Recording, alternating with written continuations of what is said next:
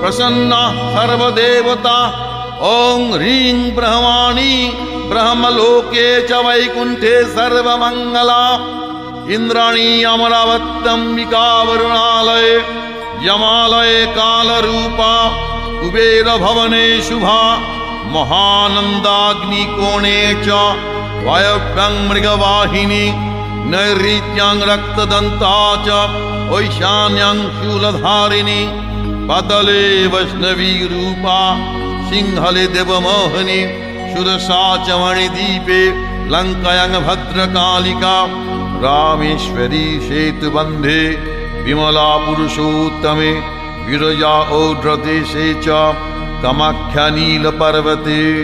कालिका वङ्गदेशे च अयोध्यायां महेश्वरी। वाराणस्याम् अन्नपूर्णा गया क्षेत्रे गयेश्वरी। गुरु